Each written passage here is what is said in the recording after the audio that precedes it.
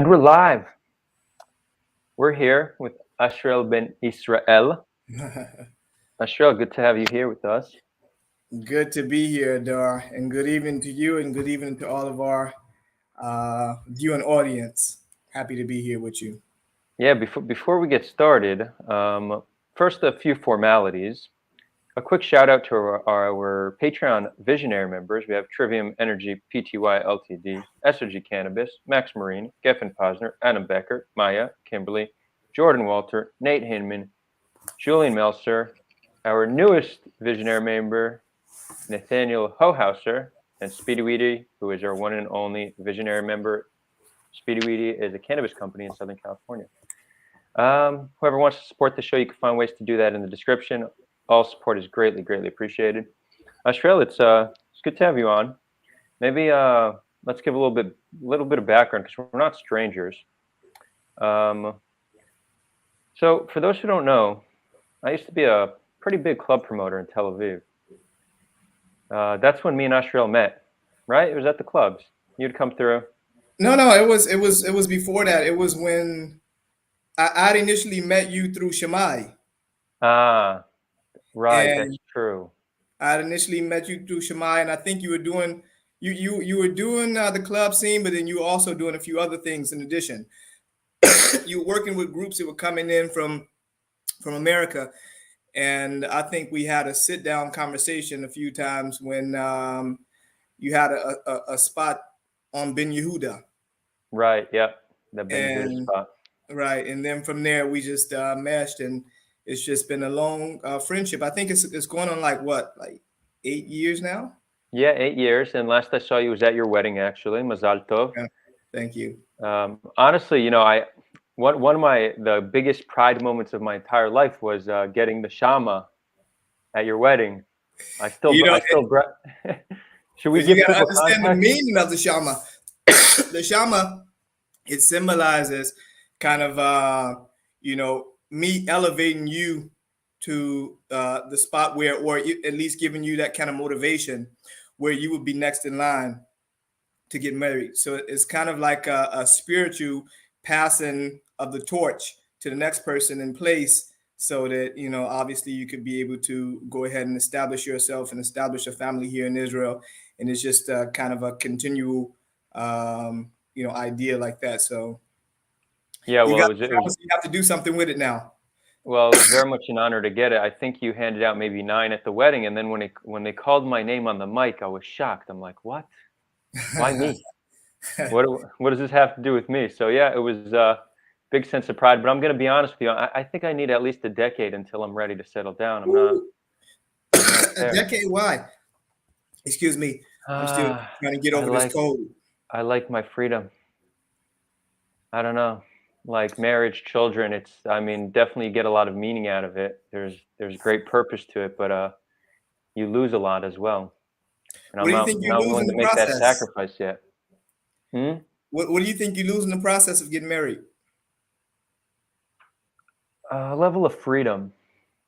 And also, more so than freedom, to be a good husband and a good father, it really takes a level of commitment that I just I'm not ready to give right now, So I want to be, when I'm ready to be a husband and father, if I decide to one day, then I want to be able to put my whole heart into it. And I'm just not there, I mean, it's not marriage. Marriage is another level of commitment. Yeah. And it's not actually for everybody. Let me get some water first. Sure. This is like the Norman Finkelstein interview for those who watched that. He also had a little cough.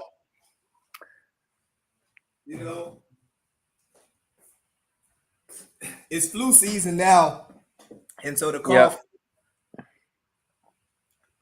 is something that's going around now. But what I was going to say is that marriage is a very important institution, especially in the Hebraic idea, because the way we see it is that marriage is a foundation.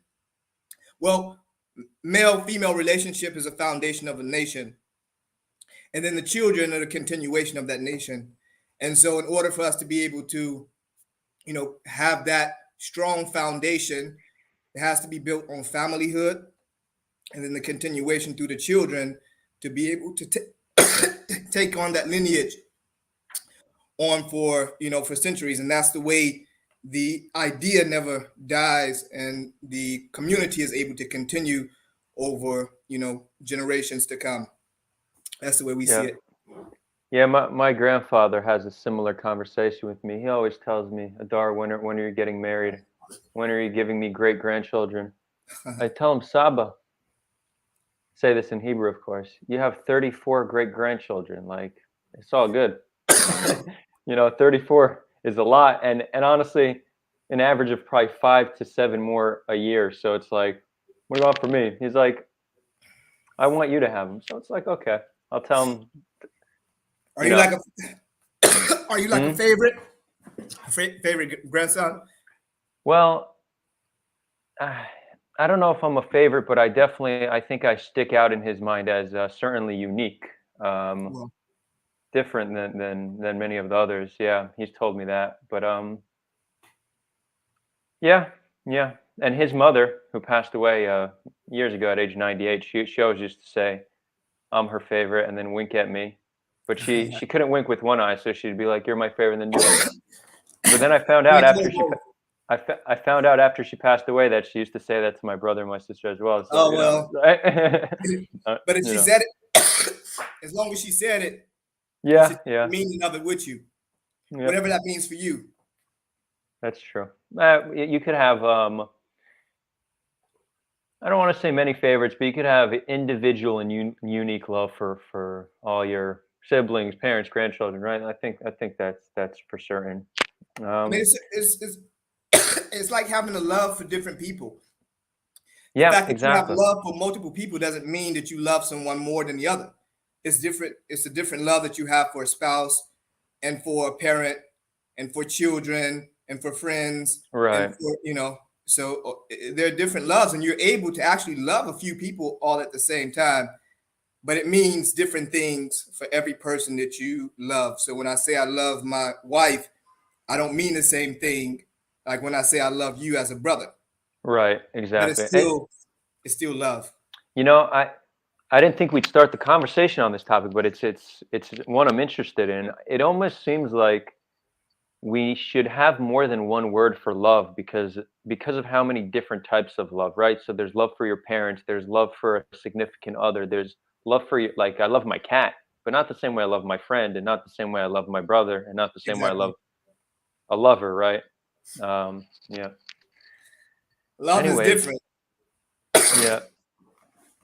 I have to get rid of this cough. I haven't been coughing all day. You know, Um, are you familiar with Norman Finkelstein? no, who's that? So he's a pretty vocal, like anti-Israel critic. He was on the show a few months ago, and he also had this cough thing. So people in the comments are mentioning if you see people say Norman, that's what they're referring to. We had a I can't actually see the comments though. uh, honestly don't. It'll probably distract you. There's nothing bad there yet, but comments just get distracting. Um, I wouldn't read them. I mean, yeah, we could. Yeah, we'll take it slow. Like if you need a cough break. Trying to think what helps. Hey, chat. What's a good remedy for a cough? I actually have cough syrup. Just one second. Okay, cool. Don't try this at home, kids. But if you drink cough syrup, it actually gets you high. It needs to have an active ingredient called something DXM. Something. It's a long name, abbreviated DXM. If you drink it, it's like a dissociative. You're kind of tripping, kind of out of your own body. It could last up to 36 hours. It also probably make you throw up. Not recommended. Probably one of the worst highs imaginable. But yeah, it is the thing people do. So Ashriel, Okay, I'm saying have some tea and honey, turmeric and warm water. I'm back, and I changed the shirt because I think it may have been aggravating my throat as well. Oh, okay. The turtleneck. The Interesting. turtleneck, yeah. Okay. So this may be better now. Cool. So You know, for those listening to this on audio, this is the last week I don't have my mic, so I apologize that I don't have that good crisp audio like usual. And honestly, I I don't even like this shot. Like it's a beautiful background, but the color, some of my coloring is off when I'm in this apartment. Right? I don't actually look like this. You don't look like, man, you look good, my brother. You look good. Thank you. I appreciate that. You Yeah, Ari Green. It's called Robo tripping where I'm from. Robitussin, exactly. And then there's another one, core seed and cough and cold. Sorry, we're talking about people tripping on on cough syrup. cough syrup. Yeah. Yeah. That brings me back to high school. You should be careful with cough syrup. Yeah. It's not such a pleasant experience. Anyway, so we're going to touch on a lot of topics. I don't imagine we're going to agree on everything, but that's why these are good conversations. Maybe we will. Let's see. I want to start with the deportation. So some amount of members of the Hebrew Israelite community are being deported, or they got notices that they will be deported at some point. So I want to know more about what's going on with that. What's the status? What's the fight? Okay, so I'll start from the end, and then I'll give you the historical background. What's going on now is that approximately 135 members of the Hebrew Israelite community based in Dimona, they were served deportation letters. This was in April of last year.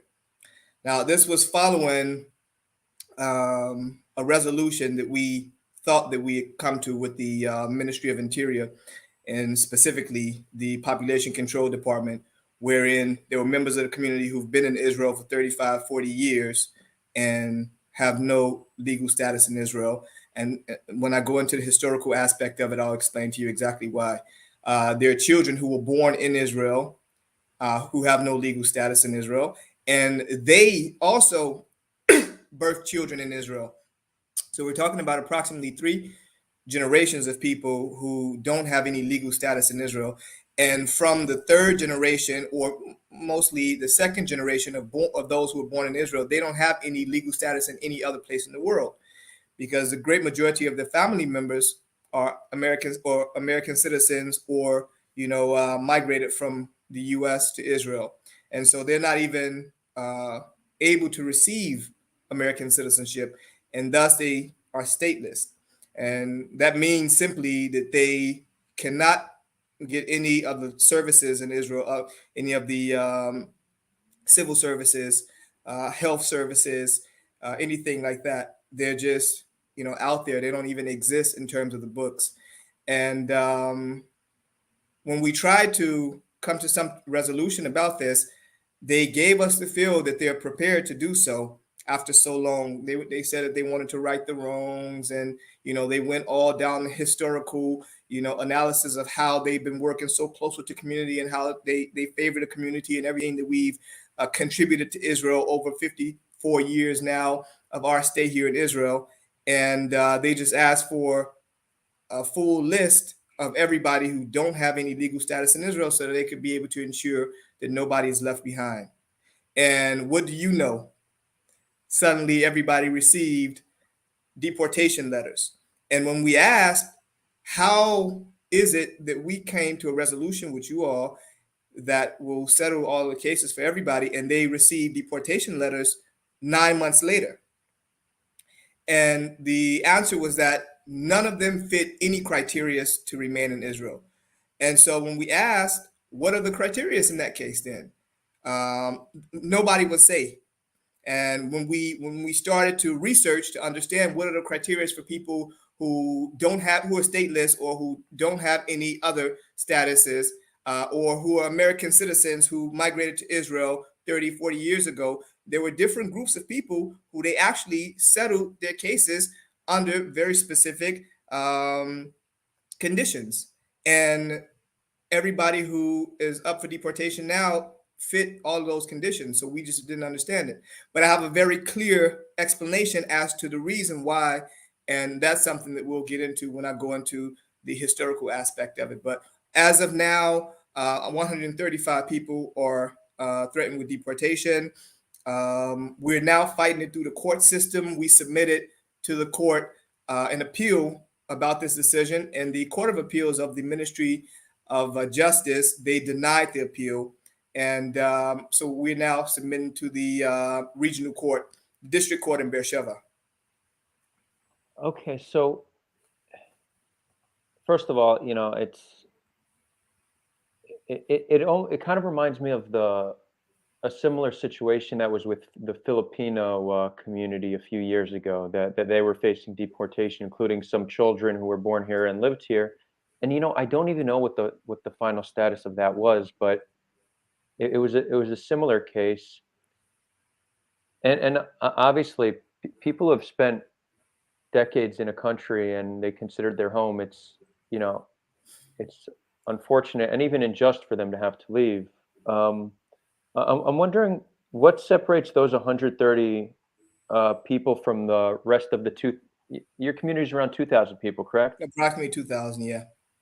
So what makes them different? Why were they singled out? You know, the bureaucracy of Israel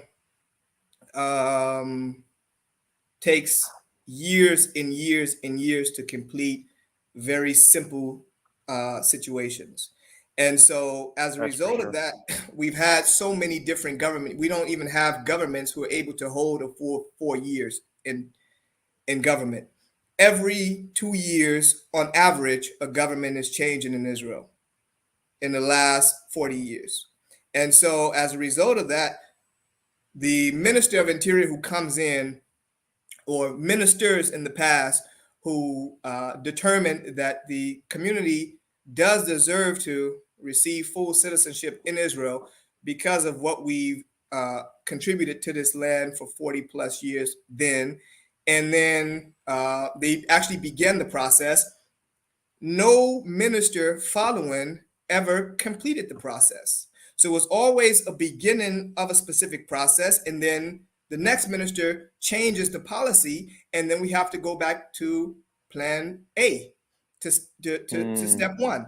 And so now children have come into the equation because 20 years ago, these children were not here. And so 20 years later, they're here, and they also have children who are also in the equation.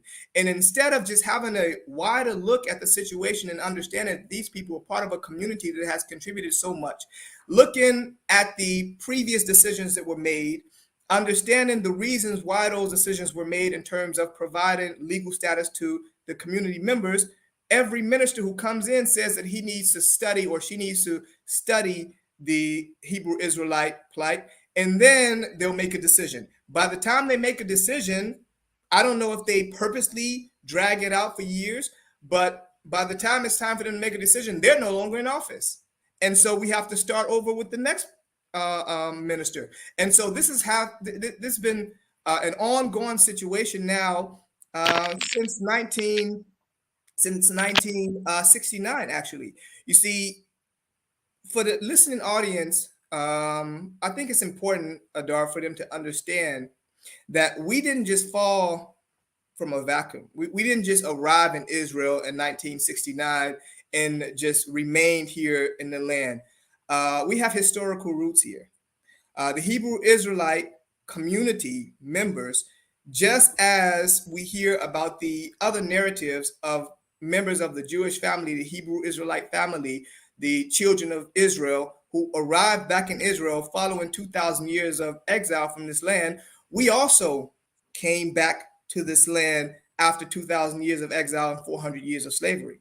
The same way we can backtrack on communities that dispersed from the land in 70 AD and went to Yemen, and went to Morocco, and went to Ethiopia, and went to other places in the world. How is it now that those who arrived in West Africa and were taken from West Africa as slaves to the US, and after 400 years of slavery in the US, and them now being able to come back into the identity of who they are, where 400 years of slavery tried to totally disconnect them from their lineage and from their cultural roots to Israel, but those who were able to come back into the knowledge of self and determined for themselves that they're going to go back to the land of their ancestors, why are we the only ones who are not accepted in Israel?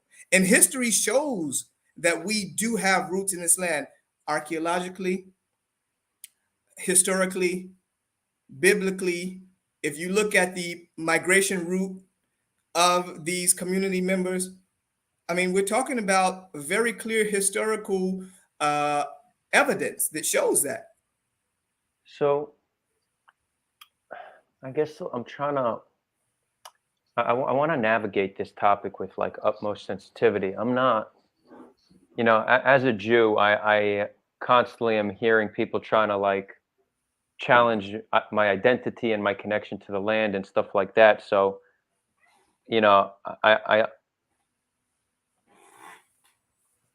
I'm sensitive around such a topic. The way that I've heard it framed, and I'll tell you the objection that I've heard many Jews make. They say that the story of the Hebrew Israelites being ancient Israelites is not true, right? They say it's fabricated. I'm not making this claim because I actually don't care. I've been your community. I have many friends from that community. I want Israel to be as diverse as possible, as long as people are contributing to society. That's really what I care about. I'm just trying to break down the objection I've seen many people have and see if we could kind of see how we could work through this in like an honest way. So, like the claim I hear many Jews make is that the connection isn't really grounded in evidence. Now, when it comes to Israel law, like Israel's law for letting people return is any person born to a Jewish mother or someone who is converted to Judaism and is not an adherent of another religion.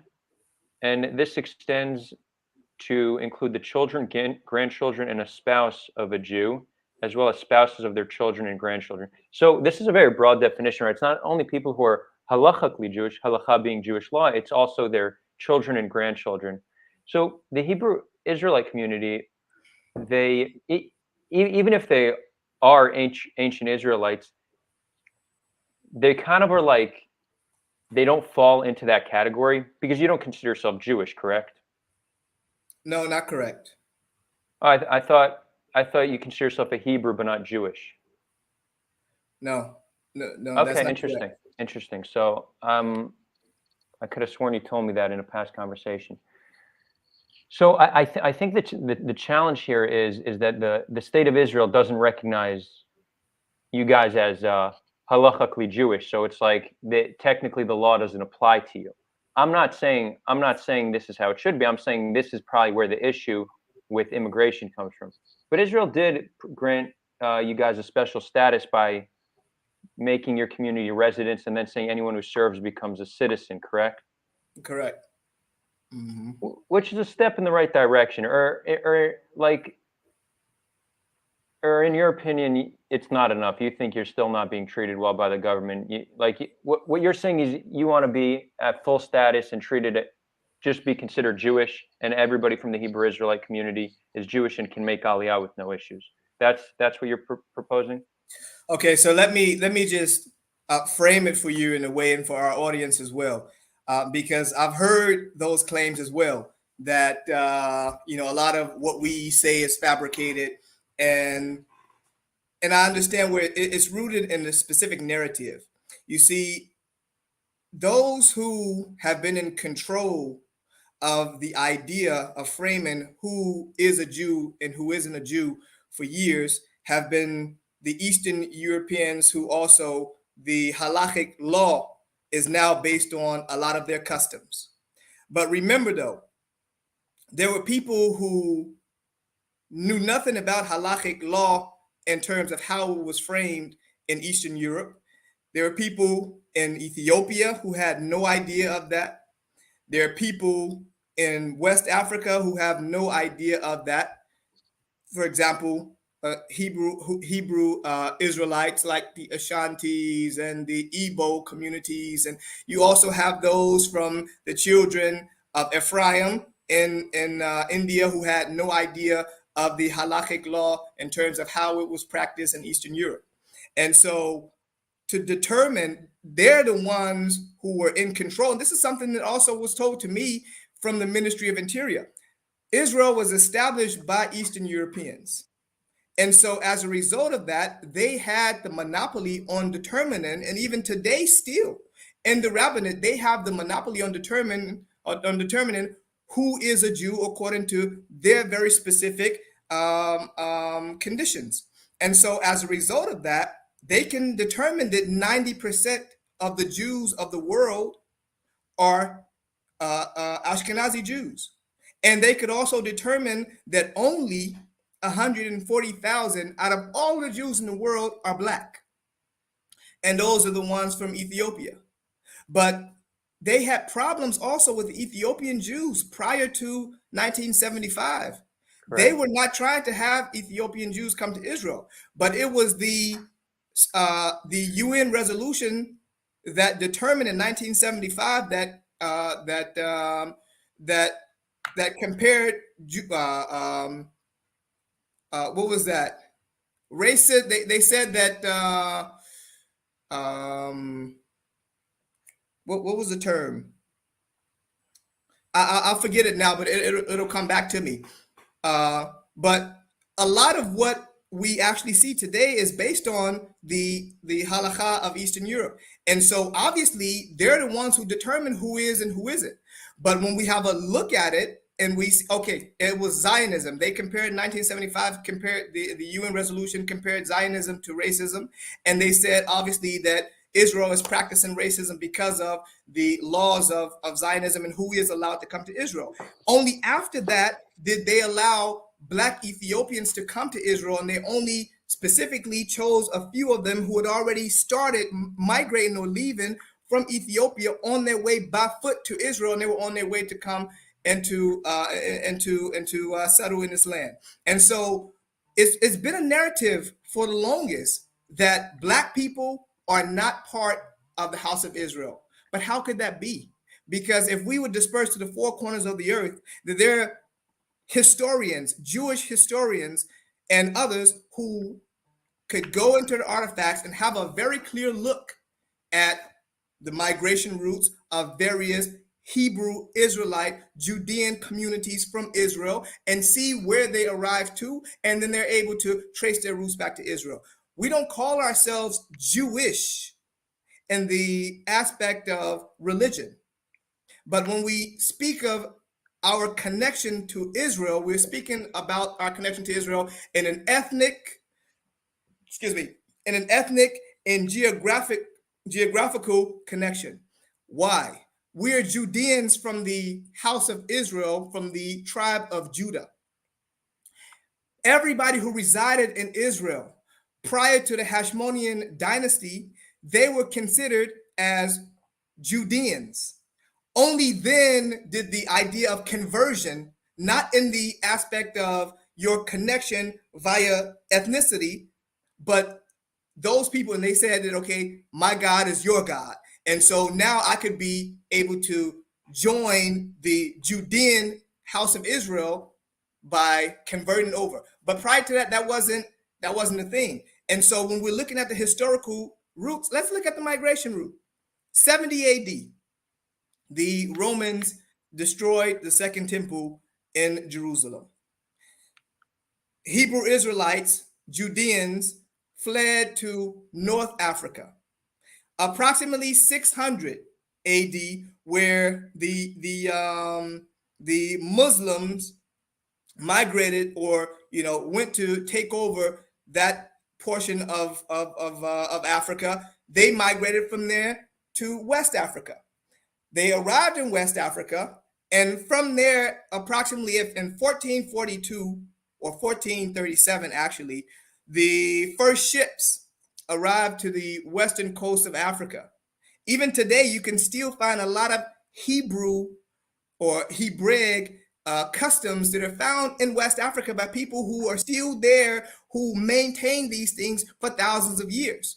They were taken from West Africa into America as slaves and starting in 1442. They arrived in America in 1519. That was the beginning of the slavery in America. They arrived on the east coast of America. They were totally stripped from their identity. They were not allowed to do anything that was connected to their Hebraic roots, and it was actually punishable by death. Only in 1863, when the Emancipation Proclamation supposedly freed the slaves, they were now allowed to start outwardly,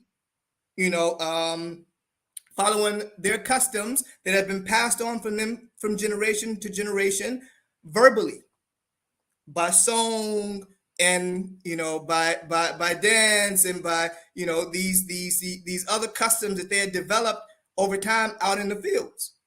In the early 1800s, that was the beginning then of the migration to the north.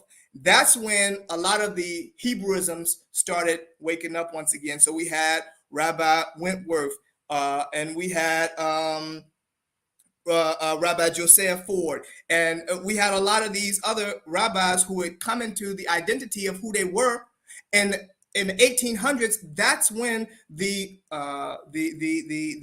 House of Israel in America started coming back into the understanding of their roots.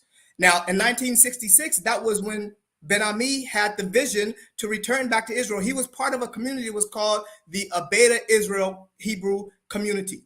In 1966, he had the vision to return back to Israel, and he led approximately 300 people back to Israel. In 1969, the first group arrived once again in the land of Israel and were granted full citizenship under the law of return, who then said something totally different than what was determined in 1970. In 1970, the law was changed to what you had just mentioned. The law was changed to only those who could prove by their mother that they're Jewish could actually receive citizenship under the law of return, and only those who convert can receive citizenship under the law of return. They didn't recognize us under that law. And so everybody who had received citizenship, that citizenship was revoked. And then from 1970 and onward, we then were illegal immigrants or illegal residents in Israel. And so the story that they had been selling for years is so far away from what the actual truth is that it'll take a long time for us to be able to get back into the minds of the people to share this information with them so they could be able to understand what is our connection to Israel in its most authentic sense. Okay, so I appreciate you breaking down the history in that way. I guess the question I want to pose to you, and I think, so Israel has an interesting law that's quite different from many other countries. It says, it's really the whole idea, it's the law of return, right? It's about a people returning after thousands of years. So we're posed with all these challenges of who do we actually let return, right? How do you define a Jew? And this is a constant debate. It's true that the country was built by Eastern Europeans.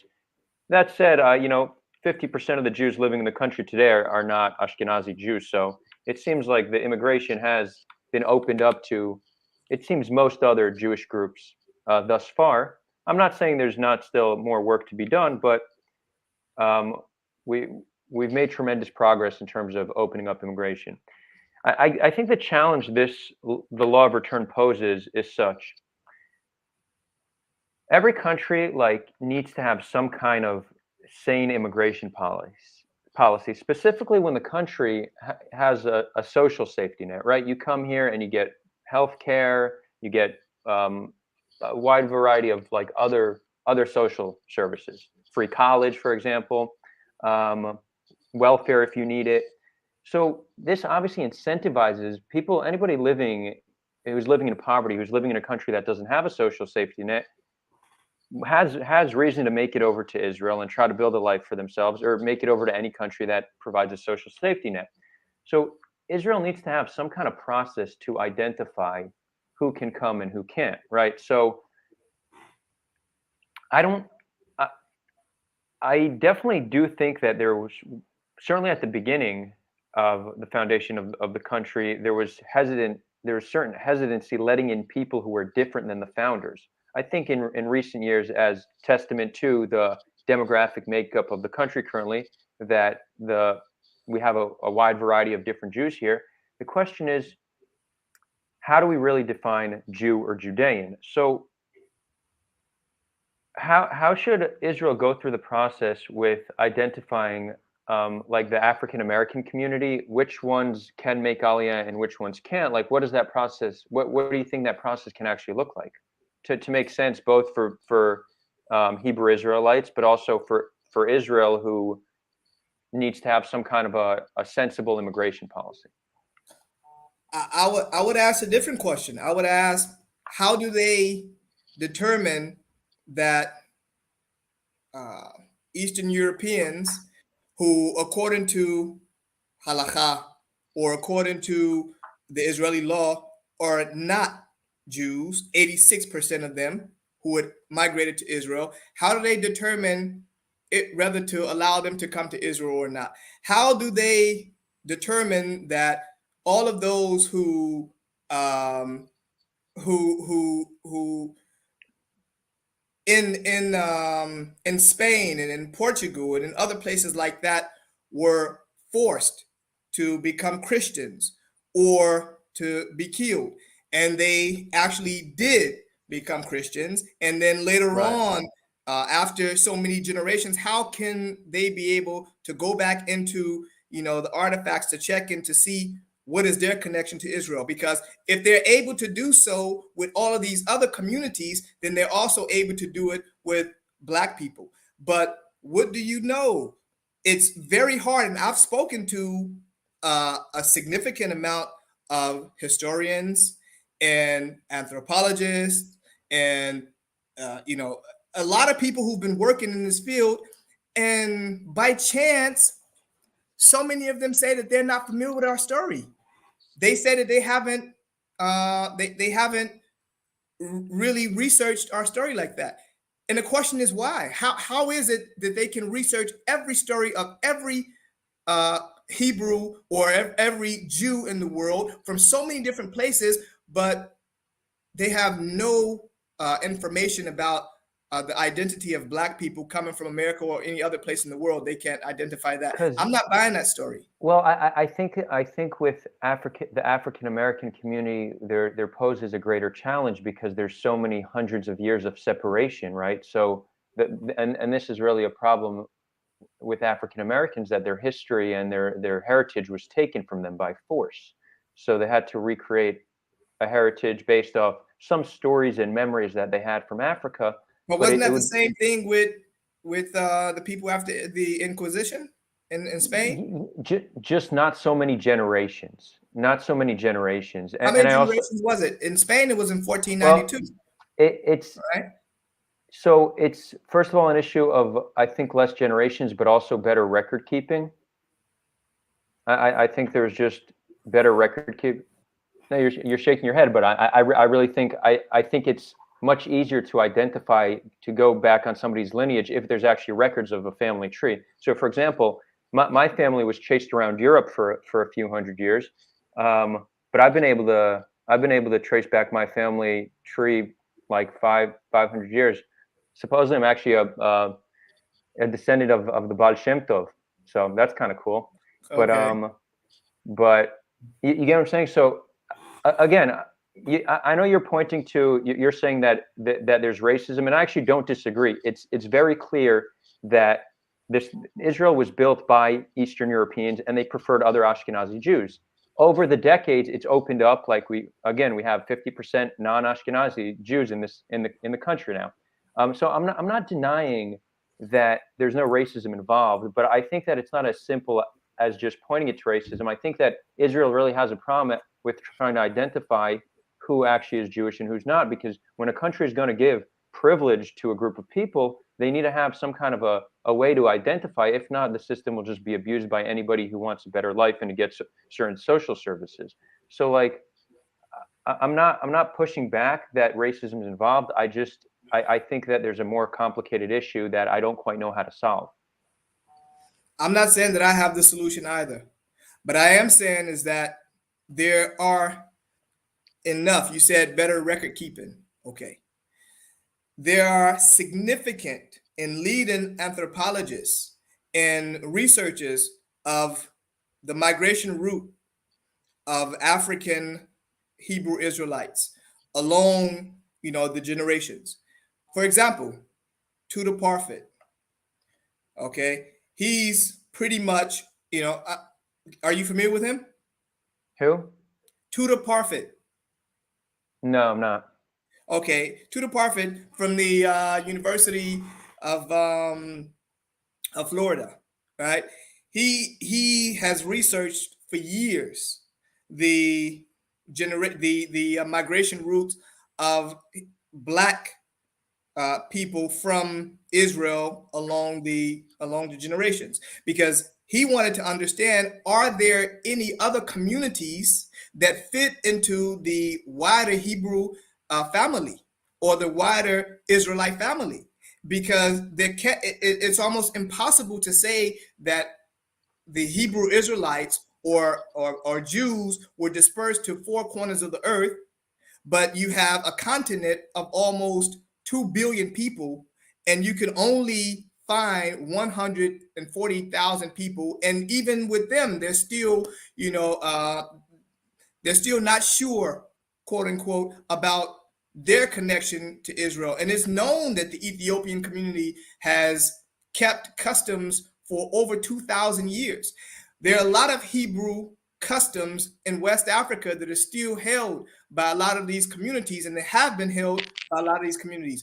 There are archaeological artifacts that show that Hebrew Israelites actually resided in those places. There's enough information today in the technology age, in the information age, that allows you the ability to have all of the research information to show and to prove that these people are actually part of the House of Israel. I'm not saying that every Black American coming from the US is part of the House of Israel. That's not what I'm saying. But what I am saying is that, first of all, those who subscribe to a very specific rules, regulations, customs, and have been doing this along generations and have passed down this information from generation to generation, first of all, we could be able to go and look into their history.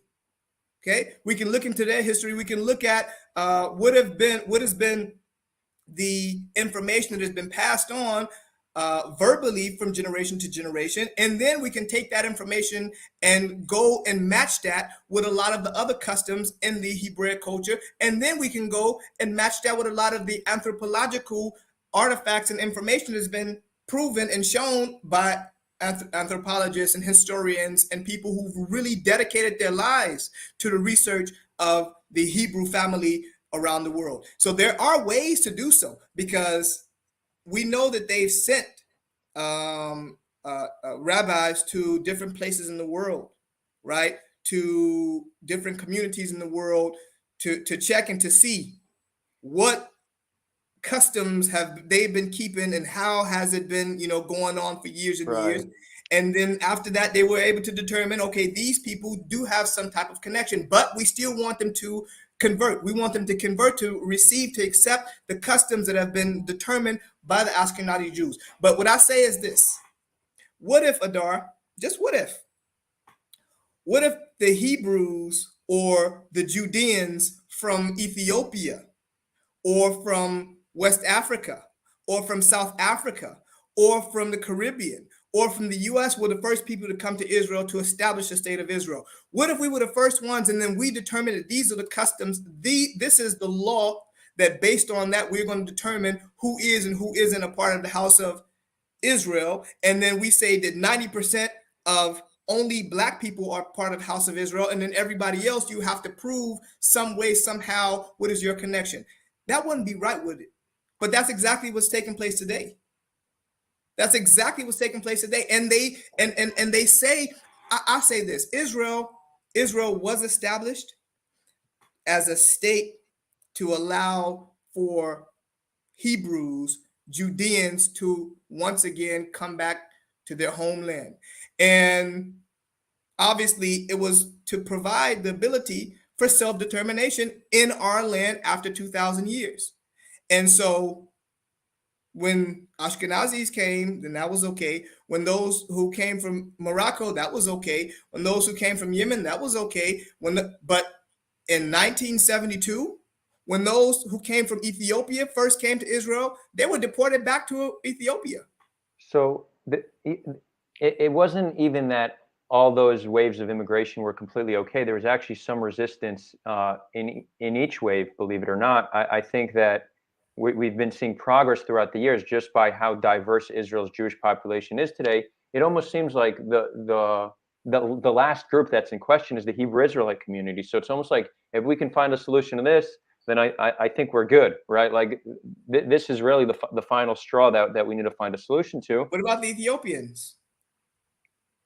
No, I mean, I think almost all Jewish Ethiopians have already made Aliyah, and I think there's a process to try to get the remaining ones out because there's currently a civil war.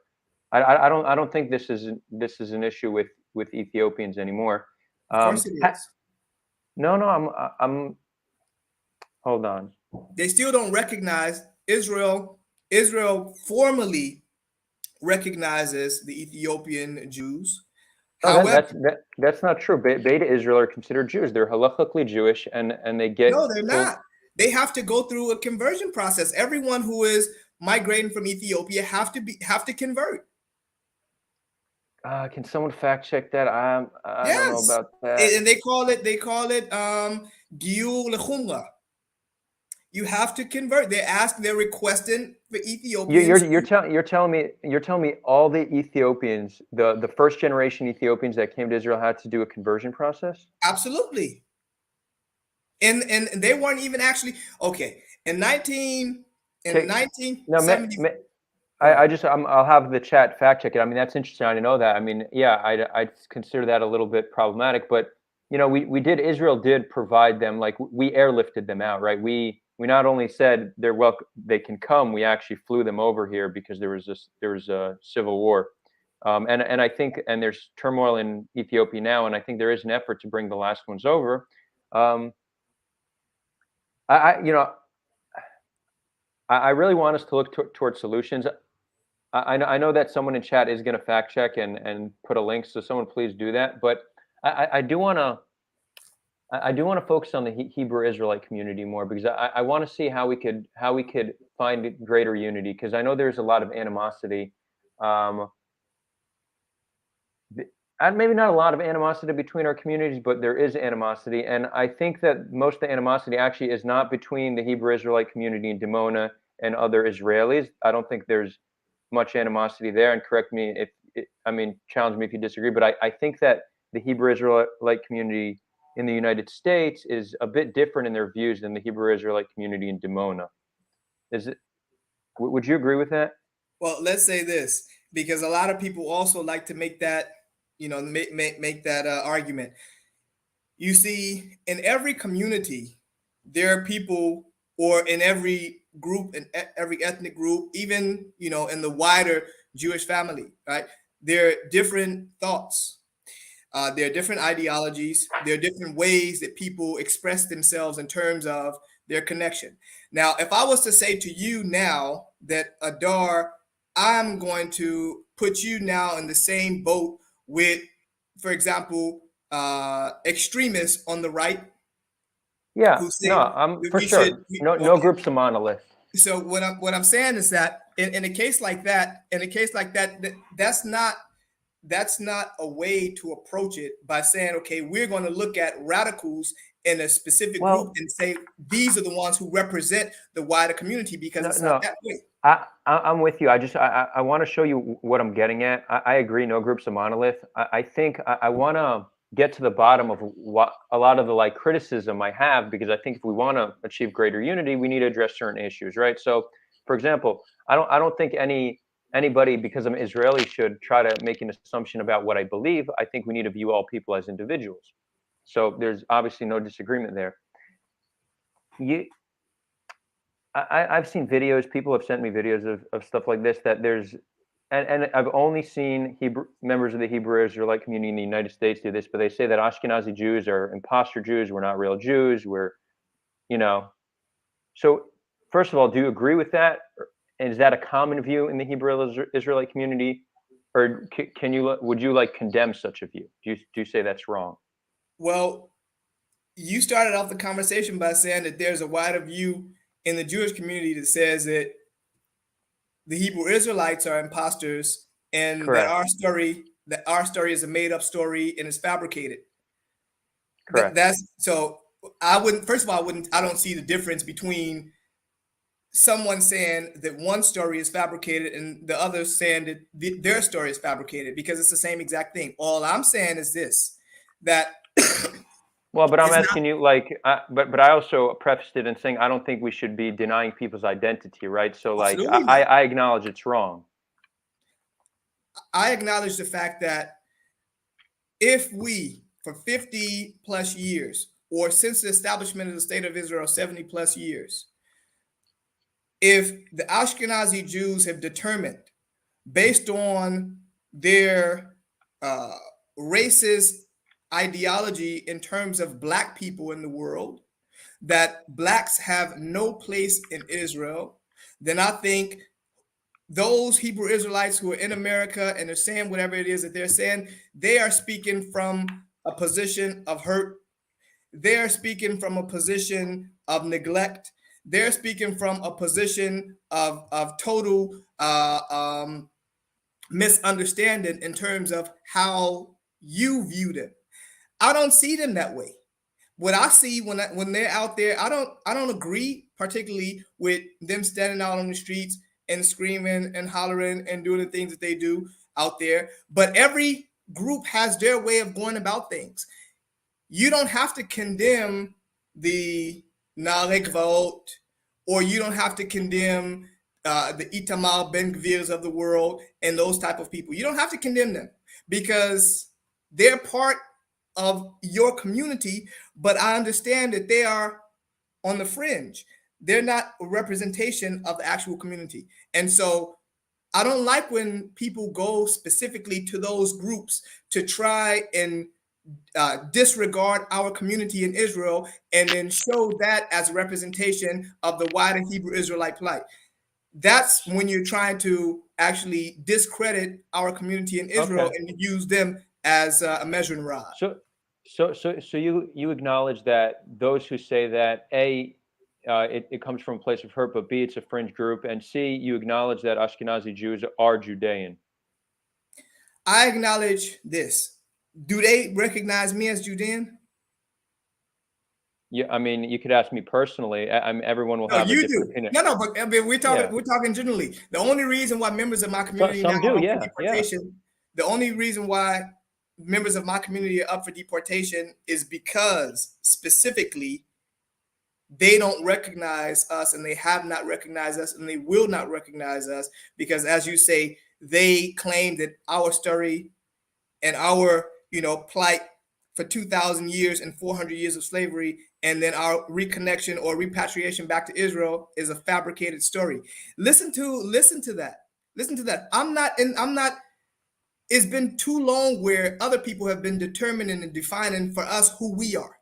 I'm not in the game of trying to determine and define for other people who they are. If they determine that this is who they are, that's their determination. I'm determining who we are, and I'm bringing the factual information to be able to show such. If you determine that that's who you are, this is your connection, not a problem. But up until now, they have determined who they are, and nobody said anything about that. But we don't have the right to self-determination. We don't have the right to show our connection to the whole house of Israel and to come back to Israel, because they have been determining up until now that we have no connection. They don't hold a monopoly on who is and who isn't part of the house of Israel.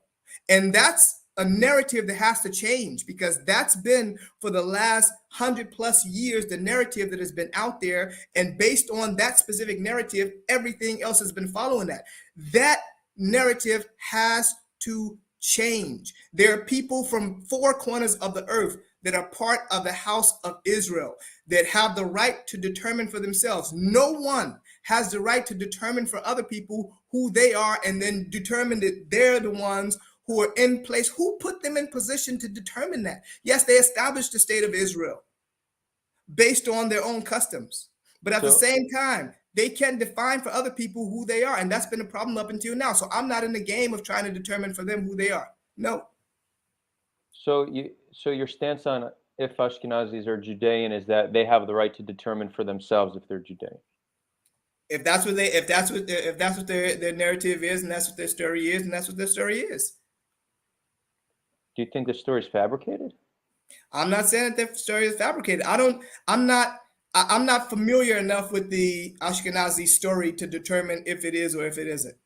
Okay. But I know one thing. I know one thing. They came, they established the state of Israel, and it's not about color. It's not about black or white. But I know one thing, Adar. I know there's no way in the world, no way, that 90% of the house of Israel is Ashkenazi Jew. I'm intelligent enough. Who says that though? That's what's written. That's what's written all over. You say they said there's approximately 16 million Jews in the world, right? 16 million, Something and like 90 that, yeah, 14 to 16 million. and 90% of them are Ashkenazi. No, I don't. I've never heard that before. You're welcome to check. Jewish demographics. I mean, I know 50% of Israel is not Ashkenazi. 70% of Israel is Ashkenazi. 30% is not. We could read some stats. I'm pretty sure 50% is Mizrahi or Sephardic, and No. that's not even that's not including Ethiopian groups as well. But let's see, Ashkenazi Jews around the world. I mean, look, I definitely I understand what you're saying. Like for you, it's about like you think the ones who are deciding have some bias, right? Like It's Israel obvious has. they have a bias. Yeah, no. And that's So understandable. I actually I don't even think we have a disagreement that there's a bias. I think probably our disagreement is like how deep that bias runs today, because I think it's changed tremendously. But I do want to talk about the. I do want to check this number of what percentage is Ashkenazi, because I'm pretty sure I've never seen 90%. I recently heard, and this blew my mind, that prior to the Holocaust, there were more Jews in Poland than there were in the entire Middle East and North Africa. That's a pretty crazy fact, but How is that? well, I think we had, Poland had one of the biggest Jewish centers like in the world. 60 somewhat percent were murdered, so it's not such a big center for Jews now, but That's because they maybe don't chat can consider. help. What Okay. percentage of Jews? I actually heard this from a Syrian Jew, believe it or not. What percentage of Jews are? Maybe chat can help me with this fact checking because it's hard. Okay. Huh. So Britannica.com. Today, Ashkenazim, hold up, where'd it go? Today, Ashkenazim constitute more than 80% of the Jews in the world, vastly outnumbering Sephardic Jews. In early 21st century, Ashkenazi Jews numbered around 11 million. In Israel, the number of Ashkenazim and Sephardim are roughly equal.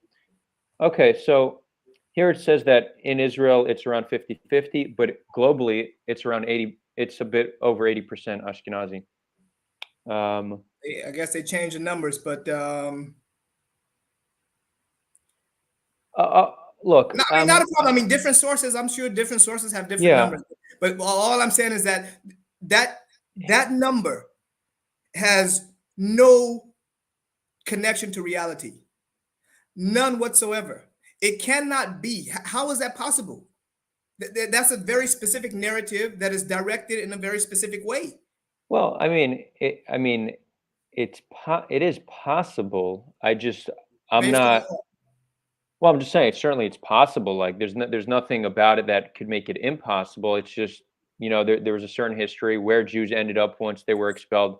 Unsure. But I'm not. It's possible that the number is skewed, right? It's not. It's true that there's the people who are defining who's a Jew have some bias, right? So I'm not even denying that point. That's certainly possible. But it could also be completely honest that the fact is 80% happen to be Ashkenazi. I really don't know. I don't know how don't know how they decide to define Judaism. I would tell you, based on the information that I've read, the determination is based on, again, the Ashkenazi customs and the halacha that is based on the Ashkenazi customs that was developed in Eastern Europe in the 1800s. They then determine, based on their customs, who is actually part of this community or this nation.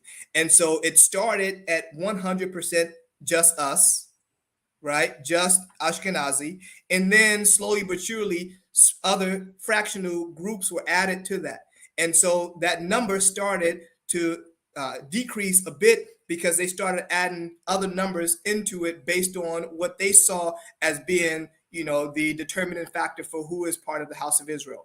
That's how that happened. But it could be the same exact thing if the halakha was based on the customs that were developed in Ethiopia. And the Ethiopians determined based on their customs who was actually part of the house of Israel. And so they'll start obviously with first only Ethiopians, and then they start opening it to other small groups and saying, okay, you are also part and you're also part. And then, that'll get to a point where you have a smaller percentage of people from other places in the world who you determine that they're now Jewish based on whatever, the conditions are that you've put in place. That's how that happened.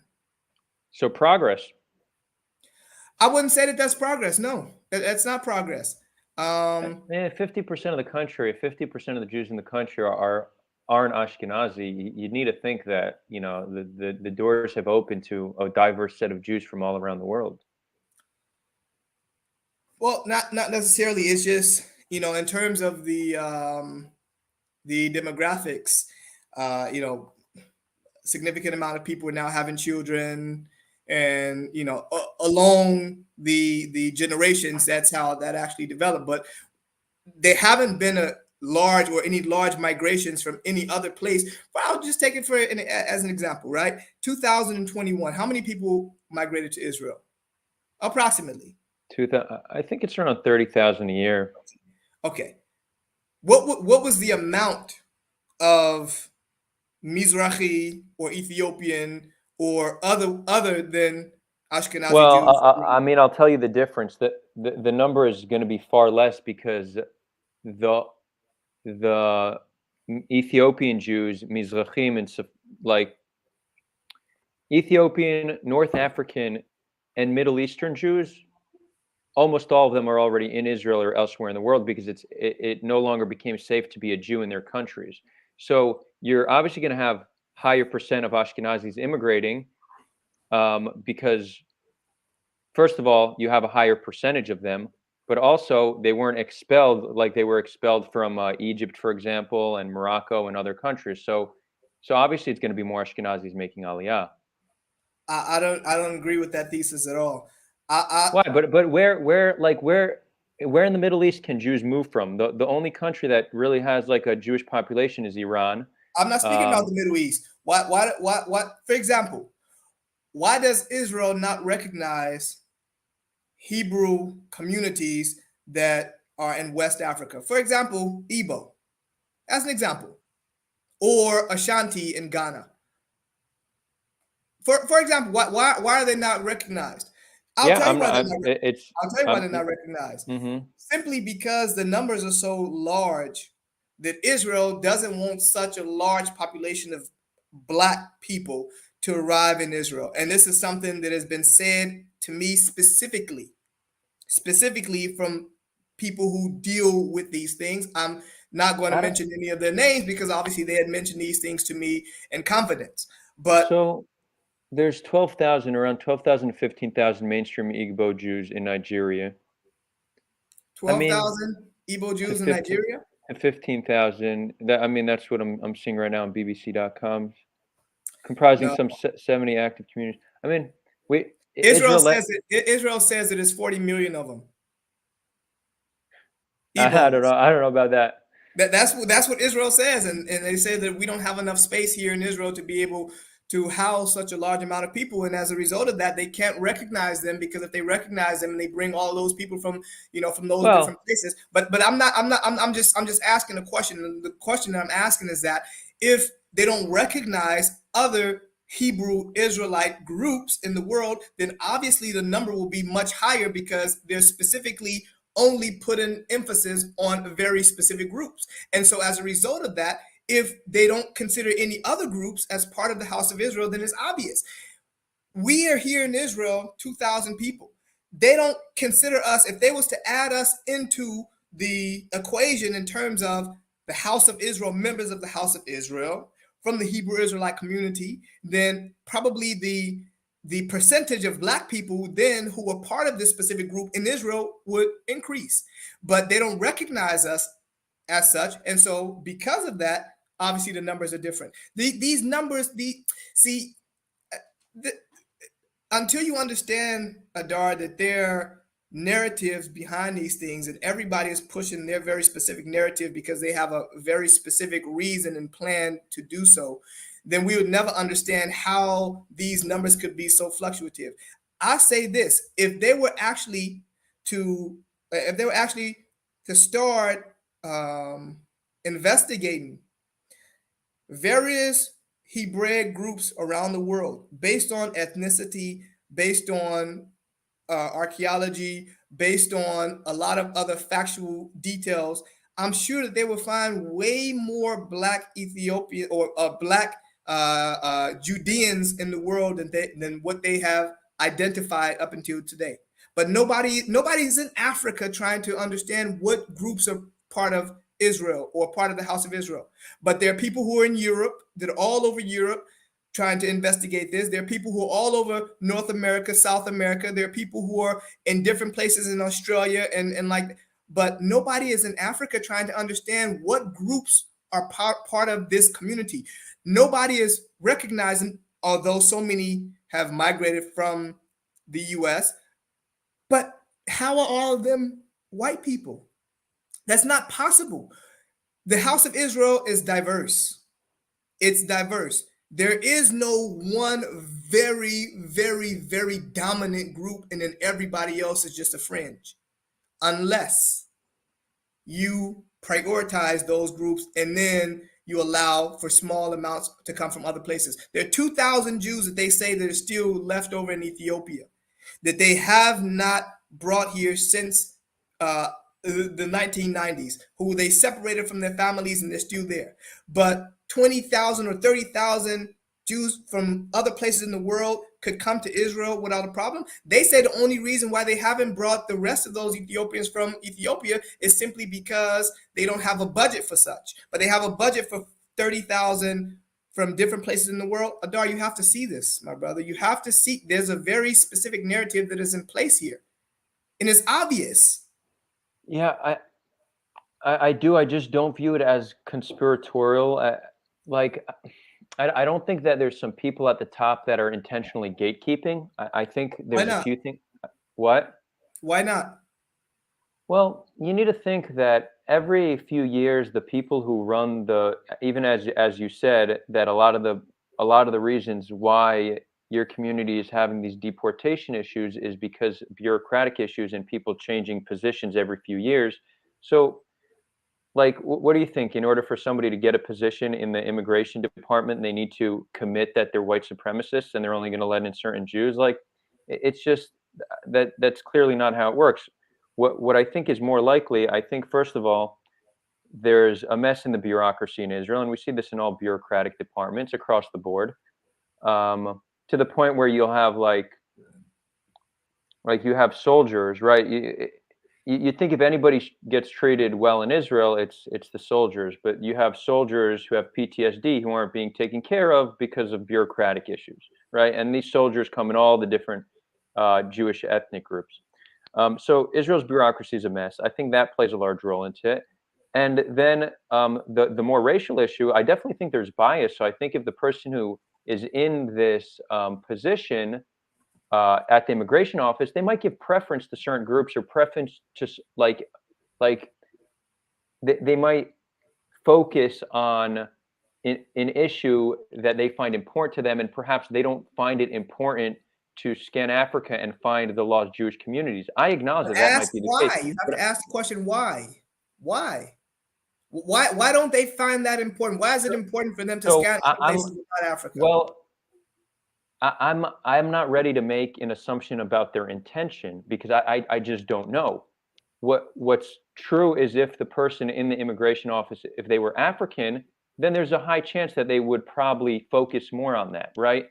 I mean, there's no denying that, but I think So a lot of it comes down to framing. I don't view it as something like malicious, like some racist gatekeeper who's sitting there and saying we need to preserve Israel to be as white as possible. I think there actually was that towards the beginning of the creation of the state when there was a lot more resistance letting people in. I think right now in today's world, I don't think letting in a few tens of thousands of African Jews, and I'm trying to look at the numbers. It looks like there's 31 million Igbo people, but around 12,000 Igbo Jews. I don't think Israel's scared of that from a demographic perspective. I mean, Israel let in around 50,000 refugees from Sudan and Eritrea, most of whom were Muslim, and we let them in. That was a humanitarian crisis. So I don't think it's like there's a white supremacist gatekeeper that's intentionally doing this. I think it's more so a bureaucratic mess, as well as an issue of priorities. And I will agree with you that the ethnic group that that person is from may dictate what they value and what they care about. I think that you bringing attention to this issue, I think, could certainly change the conversation. So I don't have any objection to you talking about this. I just think that perhaps maybe the framing is where I think we disagree, because again, you make it seem like it's like a racist gatekeeper, and I just think it's a bit more complicated than that. Well, I mean, if we can talk about the complexities of it, I don't have a problem with that. This is something that I have actually been researching for a while. I've been looking into it, and especially for the last year, I've really, dug deep into it to understand a lot of things that I may not have understood before, because I really wanted to understand, first of all, why were we accepted in the beginning and then suddenly everything changed? And I wanted to understand when did the change of hearts and minds begin to allow the Ethiopian Jews to come to Israel, when in 1970s they weren't, even though the Rabbi Ovadia Yosef recognized them as part of Israel, the rabbinate still, disregarded them. And then the Ministry of Interior didn't allow them to come to Israel still, and they reversed that decision also. And I wanted to understand these things. I wanted to understand, why are we the only ones that are experiencing what we're experiencing, especially, and you know what, Adar, as a matter of fact, let's take it away from the ethnicity and the religious aspect for a moment. Let's put that aside. Let's look at, in terms of the contribution to Israel, right? Let's look at the great things that we've done over the years, as part and parcel of this land. We serve in the military. 100% of our youth are inducted into the military. Right. Amongst the highest rate of any group in the country. Exactly. We've served on the international staff in representation of Israel on Hasbara, right? On advocation on behalf of Israel in the college campuses and within the African American community, and we represented Israel in the Durban Conference 1 and 2, and all these things, and a lot of the connections that Israel was able now to establish with African countries who for years were automatically anti-Israel because they saw Israel as a European colonial state that was oppressing Black people in Israel. Then they were automatically against Israel. But we served as kind of like a bridge there to be able to make some connections, between Israel and in these African states. And in 2015 or 2017, Bibi came out and said, we're bringing Israel back to Africa, and we're bringing Africa back to Israel, and reestablishing these connections. There's a lot of things that we've brought to Israel over the years for 53 years. And even on the website of the Ministry of Foreign Affairs in 2006, they glorified the community. The things that they said there about the community, how great of a contribution we are, and how they're so happy to have a community like us, and everybody who came to Dimona to visit, whether it was prime ministers or or ministers or just Israeli politicians, or they have so many great things to say in regards to our contribution to Israel. But somehow the conversation always is diverted right back to, but you all don't have any right to be in Israel. Although, yeah, you've done everything you've done, and we appreciate that, and that's great. But still, in terms of the ethnic, and the Jewish, not Judean, the Jewish determination of who is and who isn't allowed to be in Israel under the law of return, y'all don't fit that. So y'all have to go. Y'all contributed a lot to Israel. Yeah, that's good. But you still have to go. You still have to leave. 40 years in Israel, that doesn't make any difference. Leave, get out of here. And it's not like we came from a third world country looking to better our, our lifestyle. We're talking about people who came from America, from New York and Chicago and Miami and Atlanta and Los Angeles, who were, middle class people who brought a lot to Israel and who had a lot of connections, and that was received. So we didn't infiltrate Israel or sneak into Israel or anything like that. We came just like everybody else came, and we were accepted just like everybody else.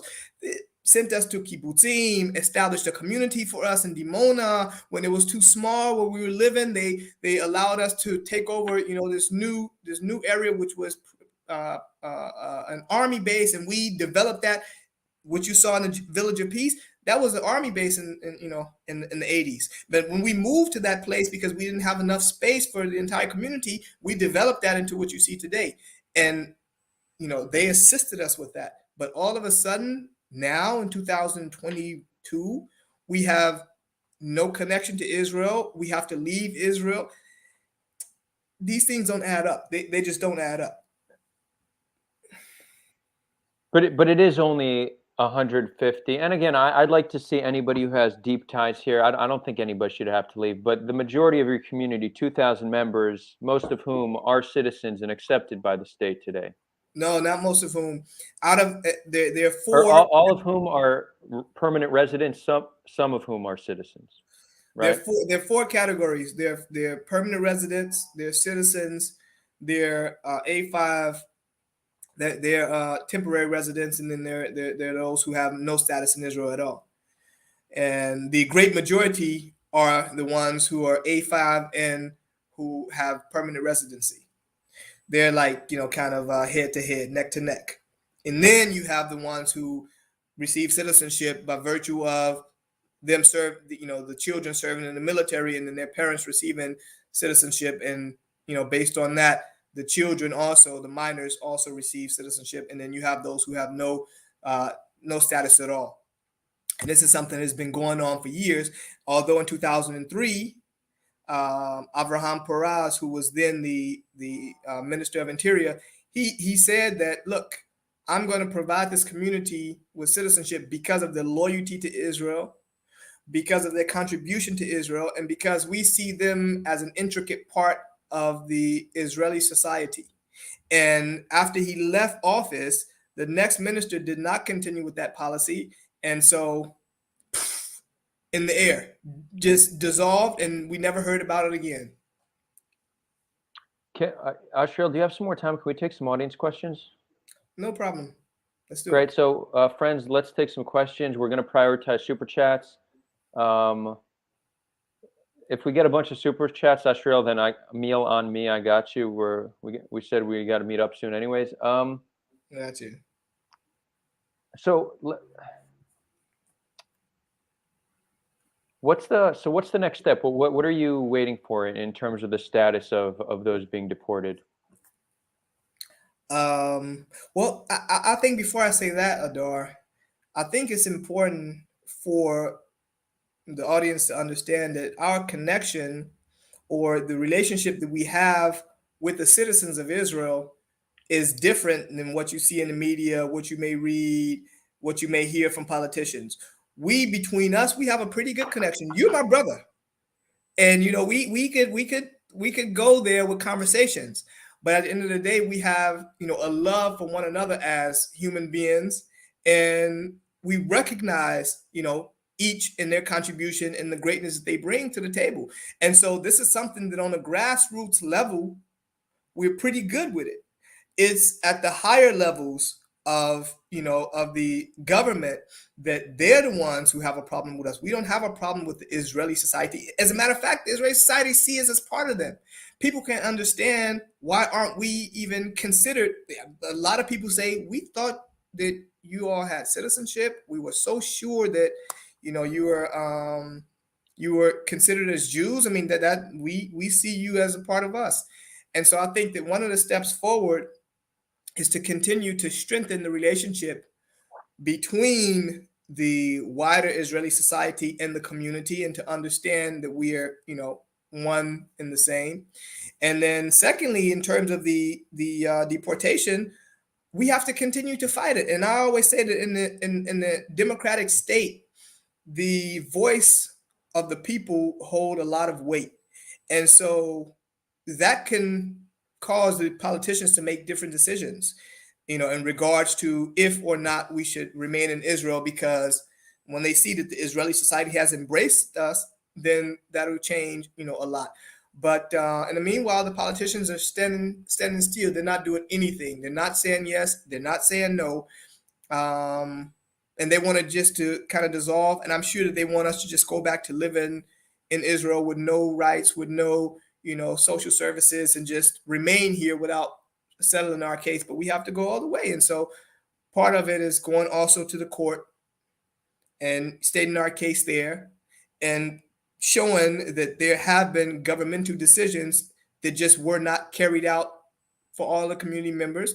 And all we ask is just do what you agreed to do. That's it. Do what you agreed to do. Whether or not you see us as part and all that, that's irrelevant. You said that we are part of Israel. Governments in the past, approximately 4, have determined that they're going to begin the process of integrating us in Israel in terms of, our legal status here. Just do it. What is the big problem? What is the issue? Are we a demographic issue to Israel? You can do it with Palestinians. You can do it with other with other ethnic groups like the Filipinos. You can do it with. So what is the problem with doing it with 135? And just listen to it, Adar. 135 people are being up for deportation, and we're talking probably about 500, 600 people who, their status is like kind of on the limb. You trying to tell me that we can't settle 500 cases in Israel? You trying to tell me that's going to be a burden on Israel? I have a feeling Mm-hmm. that the deportation won't happen. Maybe I'm being optimistic, but I guess let's check. And I hope it doesn't. I think anybody who's built a life for themselves here and is a contributing member to society should stay. I want to see a diverse Israel. I want to see many different ethnic groups, and not only not only Judeans, but like I want more Palestinians to be able to return home, right? I want there to be an easier path to citizenship for non-Jews. So like my vision for Israel is a diverse Israel with people who want to contribute to society, can contribute to society. That's at least my vision. I do understand the demographic concern that Jews living here have. I'm certainly sensitive to that. I understand where it comes from. But I do hope for a more diverse future, and I actually, like, people don't think Israel's diverse now, but it is a pretty diverse country, like relatively speaking.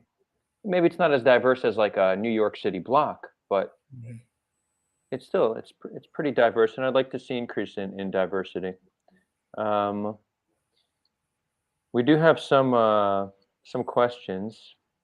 So I told you I'm feeling optimistic, but maybe I'm an optimist. Are you feeling optimistic that they'll be able to stay? Look, I'm going to fight until it is a done deal. And the reason why I say that is because I can't be optimistic about anything that happens with the Israeli government, because my community has already experienced deportation twice in the past, right? It happened in 1973. It happened in 1986. And here we are in 2022, and we're once again with our backs up against the wall. And so I know that I'm fighting and we're giving it all that we have in order to prevent the deportation. But then on the other hand, I know that those who are in positions of power can make decisions that, up until now haven't really been in our favor. And so I wouldn't say that I'm not optimistic or I'm pessimistic, but I would say that until it happens, uh, I won't lay down. I can't be passive about it and believe and hope that that's something that will happen. I can't do that. I hear you. But you don't think in total the government's been favorable? I mean, the fact that I mean you're still here. We're living together. No, I don't think. Not only don't I think that the government has been favorable, I think that they have done all that they can do to get us out of here, and because it just didn't work, and there were so many things that were in place that didn't allow them to do so, like our connection with the U.S. government and other groups and human rights organizations and a bunch of other things like that. Had it not been for them, I think that they would have probably deported us a long time ago. And it was just kind of by default that they allowed us to be here, and because of that, then they just provided us some rights, just to as tokens to say, okay, well, we provided a few people citizenship, so we're all good now. But Although they refrained from providing to everybody. So no. Although, isn't it true that within the generation or two, almost all Hebrew Israelites will be citizens who are currently living here? Because if you serve in the army, you get citizenship, and then your children also get citizenship. So isn't that what's currently the process that's happening? You would hope so, but I can tell you a few stories of people who served in the military, and Israel doesn't even recognize their children Huh? as citizens. And so they're now That's in a messed up. fight. They're now trying to fight to get some type of status for their children. And you have those who left Israel with their children and came back, and they said, okay, well, your child doesn't have any legal status, although you have citizenship, and usually that passes down automatically to your children. But specifically in your case, no. And so your child can't come into Israel. And so I know people who are still out of Israel and are not able to come back because of such. And even though they were provided citizenship, so it's a very, very sensitive situation with us, and it's different from every other ethnic group in Israel. And again, I say that stems specifically from this type of discrimination, stems specifically from racism. And if we were not Black Americans, they won't, first of all, claim that our story is fabricated. And secondly, we wouldn't come up against so many of the hurdles that we come up against. I mean, Well, it's very, very direct. I appreciate you bringing light to this important issue. Um, and I think it seems like you're going to be the leader of the community in the future, right?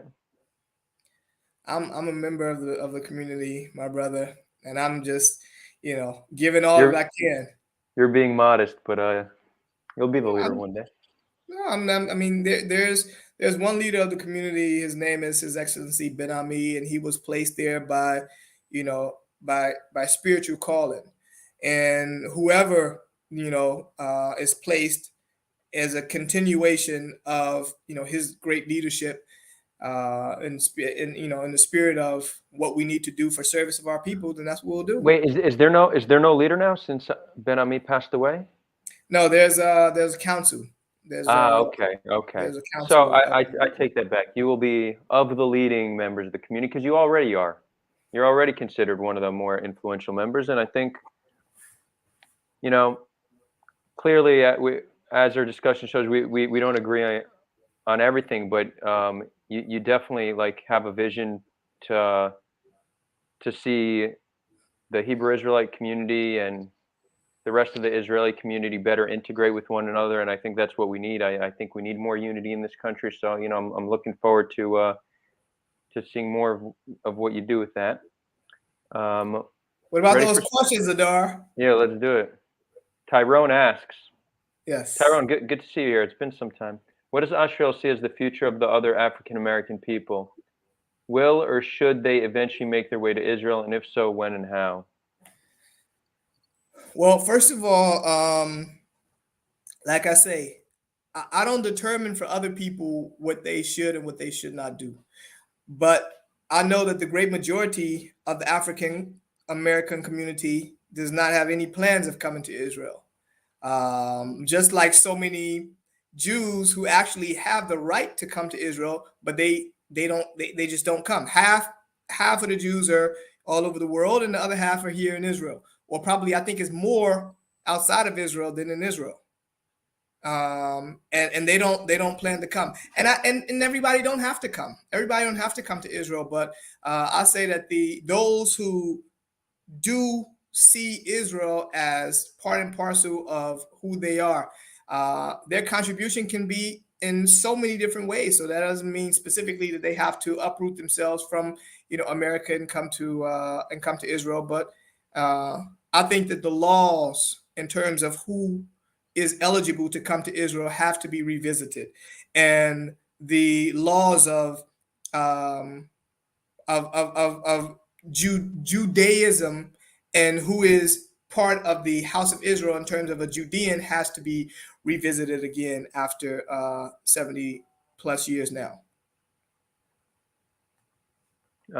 Great. We have some questions that people asked on Sulha BBS. BBS is a Reddit-like platform built using blockchain technology where you actually earn money for posting. So I'm gonna drop a link right now to the BBS in the description. We have some questions there. The first one is from Salam Shalom, asking if you speak Hebrew.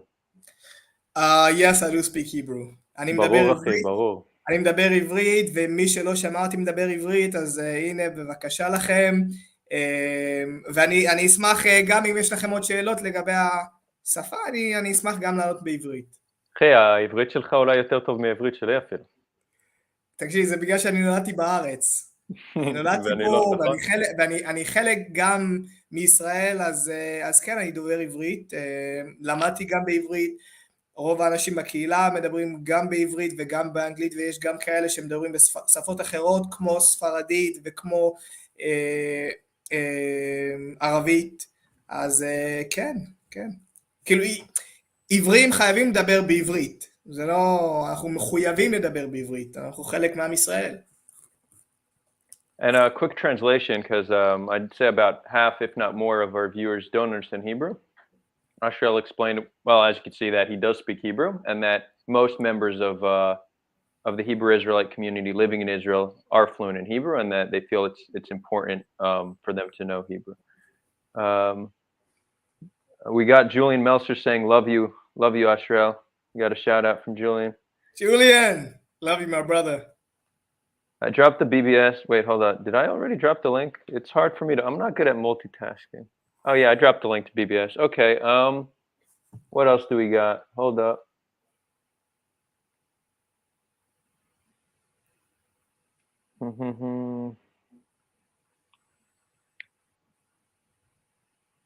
I was sure that I'll hear some of the hard questions. Well, look, I'll tell you, the question that most people wanted me to press you on is, do you think Ashkenazis are Judeans? And your answer was that you don't know enough about Ashkenazi history, but you think that you respect how they identify. And what more am I going to say? Yeah, I would say that is a position that if it was the commonly held position of the Hebrew Israelite community, then I think that's good enough. Because honestly, I think that most Jews would probably, as we acknowledged at the beginning, most Jews don't consider you guys to be Judeans. So you said you would want the same. You would want to just be accepted for who you are. So I don't need to be accepted. my lineage is a Judean. So whether some people who are in places of power right now recognize me as such, that don't make a difference whether they recognize me as such or not. That's my blood.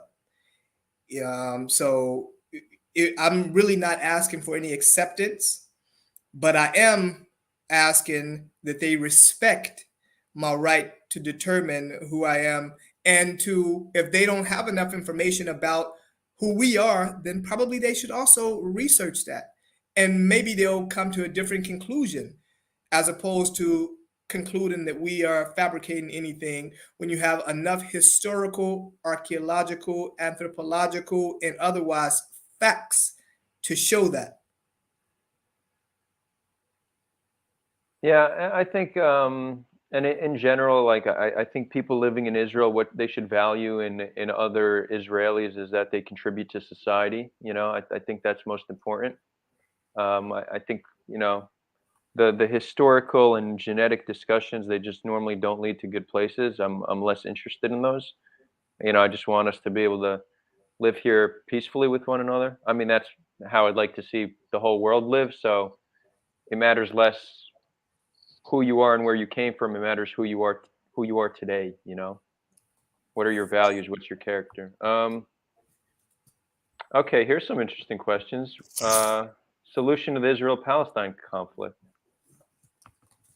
We were actually involved. Well, they want me to give solutions, or they were Hmm. just Yeah, yeah, okay. yeah. They're asking or someone asked, what's your views on Palestinians? Do you view Palestinians as native? Yeah, we're getting. I mean, this is what the channel primarily focuses on: Israel-Palestine. I got you. Well, let me say this first of all.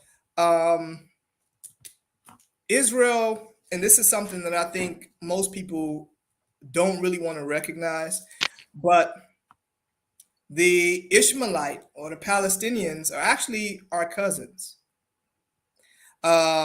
If we say that we are from the root of Abraham, right? And so, we're actually family. And secondly, in terms of the political aspect, neither of the groups are leaving. Neither of the groups are going anywhere. The Palestinians are here. The Israelis are here. They will remain here, the both of them. We have to find a way to be able to discuss and to come to agreements on things that we agree on. What we don't agree on, we can find some solutions for that. But I think that we agree on enough. We agree on the fact that we both are not going anywhere. We agree on the fact that this is a holy place. We agree on the fact that we want to live in peace and coexist. We agree on these things. So those should be our focus. And it's not going to come from up top. The reason why I say it's not going to come from up top is because both on the Palestinian side and on the Israeli side, they get funding, and it works out for them pretty good politically, and so they're not really interested in ending the conflict. They want to manage the conflict, so they want to allow this to just continue on for generations and generations, because they get they get their political clout from that. If they wanted to, they could have solved this a long time ago. But when you're getting funding from different places, to be able to continue to build up your, on one side to build up your military prowess, and on the other side you receive funding because you're kind of the group that is being oppressed. And so, you're getting all of these contributions for different organizations and different people and different this. You want that to continue, and a lot of these leaders are fattening their pockets with these donations, so they don't want it to stop.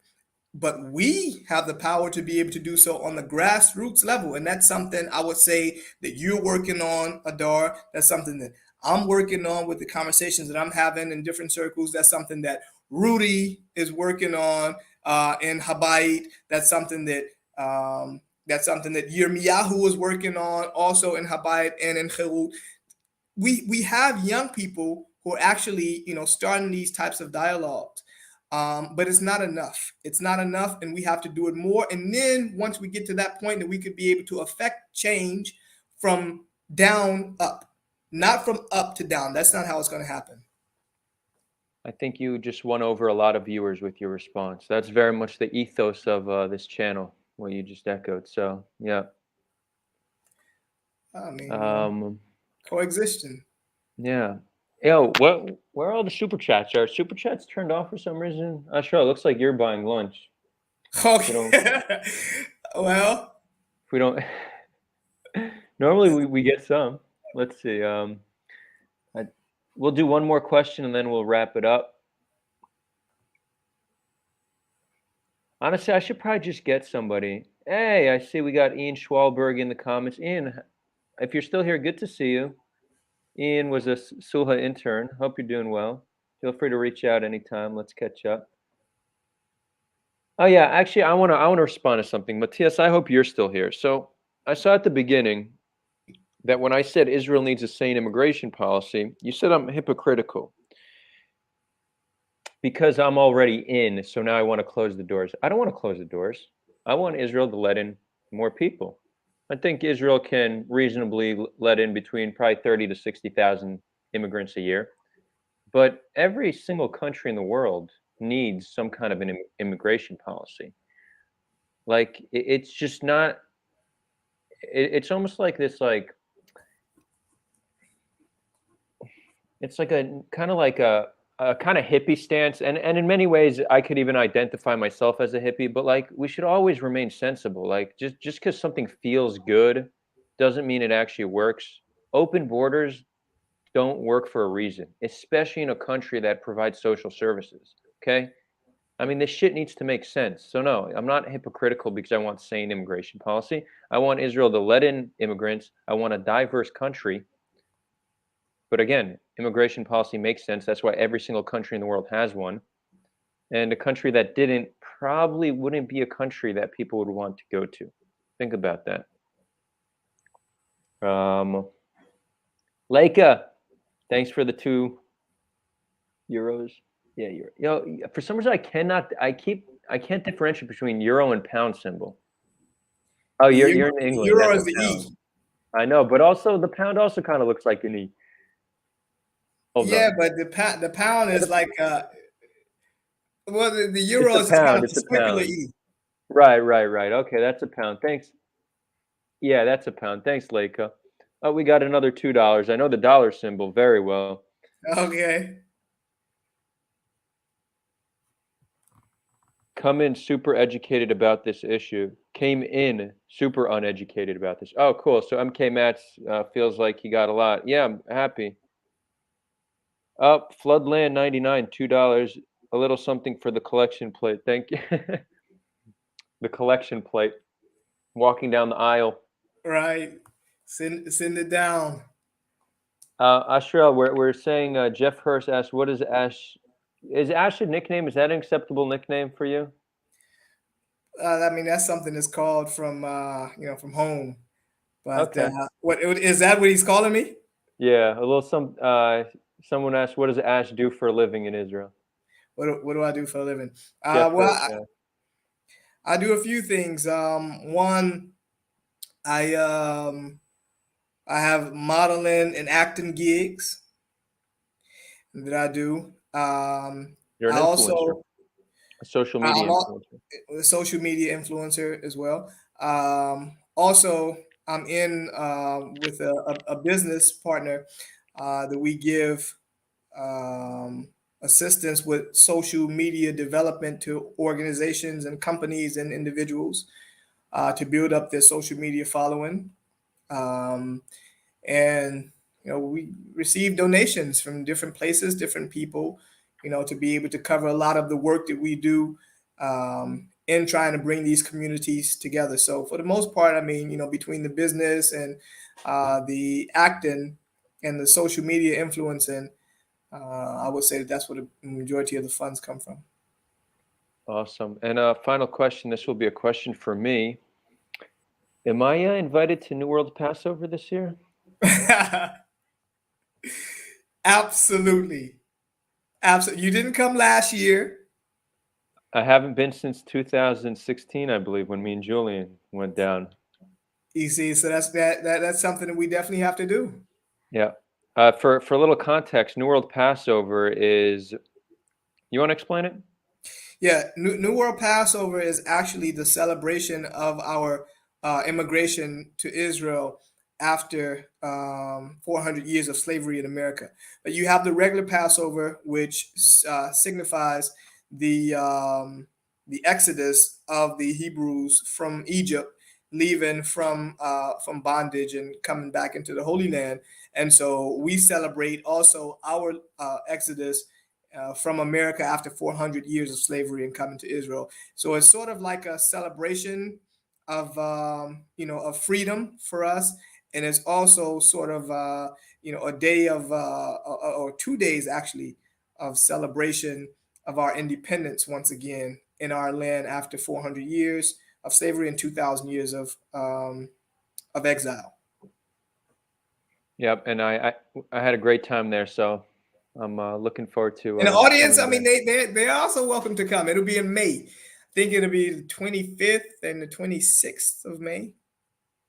I'll at some point post a photo. I don't know. I can't post it in chat, but there's a pretty funny photo of myself from From there. 2016. I still show it to people sometimes. They love it. You have to come back. Last comment we have from Levi Walker. I guess a friend of yours, Ashriel, big bro. Hey, from Lev Ben Israel. My Is that a friend of brother. yours? Yeah, that's my brother. My younger brother. He keeps me inspired. Amazing. Cool. So, friends, next week we're hosting a symposium, the Israel-Palestine Symposium. It's a group of people that do these monthly conversations. They bring on like 7 people to discuss the Israel-Palestine conflict. We're going to start hosting them. They're going to start they're going to do it once a month, and it'll be streamed here. So that's a collaboration I'm very excited for. So look out for that next. What is it? Next, hold up. Next Tuesday, 7 p.m. I believe, but you could see it scheduled on YouTube. And Ashriel, brother, thank you so much. We'll do this again soon, and as we said, we got to meet in person again soon enough.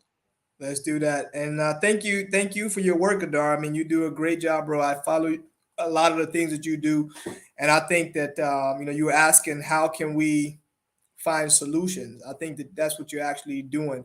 You're finding solutions. The first step is to bring up the issue, to surface whatever the issues are, or to discuss the topics, and then let's find solutions to a lot of these controversial topics that a lot of times people don't really want to get into because they're controversial. So thank you for having me here with you, my brother, and thanks to the audience whoever came in and spent the time with us, however much time they spent with us.